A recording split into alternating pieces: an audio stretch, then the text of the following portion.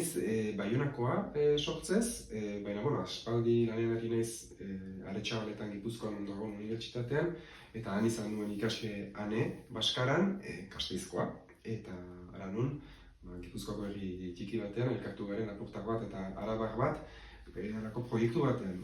Ni ane Baskaran naiz, eta Izar Saltzailearen liburuaren ilustratzailea naiz, Enikorekin batera egin dugu liburu hau.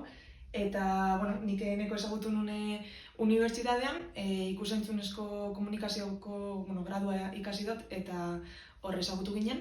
Etorri zitzaidan ideia bat, ipuin baten ideia, Izar Saltzailean agertzen den ipuina, eta behar nuen ilustratzaile bat, eta nola gure unibertsitatean ikus-entzunezko komunikazioa lantzen den, marrazkia ere bai, ilustrazioa ere lantzen da, eta kontsulta bat egin nuen jakiteko zein ziren marrazki txukunak egiten zituztenak, eta beste irakasle batek Aneren izena proposatu zidan, lehendik ezagutzen ikasle izan baino, eta pentsatu Ane biziki ongi, eta proposatu nion, onartu zuen. Enekok gonbidatu zidan proiektu honetan parte hartzera, eta ia da berak ez dizkidala ia mugari jarri, izan da apur bat bion arteko gauza bat, berak testua eman zidan, eta nik horren arabera, apurtxo bat ilustrazio danak zehaztu genituen baita biok batera, eta kasu hortan, egia da erronka bat izan dela, zentzuk normalean agian ez dituzu olako ilustrazioak egiten, ez?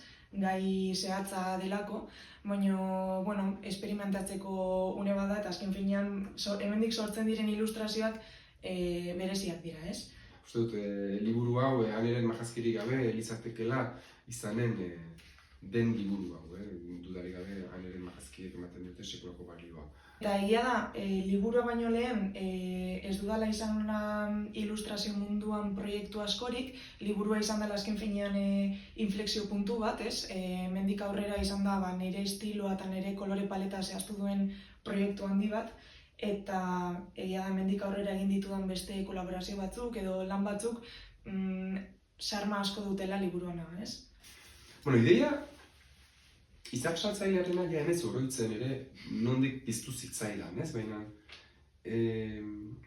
segurazki bazen nola posesibotasuna beti nahi dugun gauzak gureak izatea, gauzak materialak edo imaterialak ere bai, eta gurea izan dadin, eta pixka posesibotasun horren inguruko kezka batetik abiatzen zen, eta dena posible ote dugu erostea, denaren jabe izan gaitezke, eta hortik ideia poetiko hori, ez, biztan nahi, fesikoki izahak ezin direla eskuratu, baina, irudimenean, marrazkien munduan, dena sagaiteke, ipuinen munduan, eta pentsatu nuen, izahak salduko ditu, eta bakoitzak du bere izaha, eta ikusten zen, izahek funtzionatzen dute, baldin eta aske baldin badaude zeruan, eta denak elkarrekin, bestela, izah horiek ez dute deustako balio, eta gu ere aspertzen gira gure etengabeko jabetzaren bila kontsumismo horretan, eta pixat, hori buruz gogoetatu nahi izan nuen ipuin horrekin. Nik adibidez, egia da, liburu aurrera juna ala, ikusten dela zelan sugan dela gure pertsonaia nagusia, zelan berak egiten duen bere negozioa, ez? Eta horren arabera sortzen diren edo gertatzen diren gauzak, ondorioak, kolore paletan be dakote kriston ikusia, ez? Hasieran ikusten da zelan dana apur bat bizia irteten da, gero apaldu egiten da kolorea, eta gero berriro bizitu egiten da amaieran, ez? Historio bat, horrekin hartuta, ideia anitzera abiatzen dira, ez? Ze problemak sortzen dituen gizarte batean, denek ezin dutenean nukan, ze problema sortzen duen jende hasten denean horren kontra ondartzen, eta hori guztia, eta modu poetiko baten bidez, gizarteko hainbat problema aipatzen dira.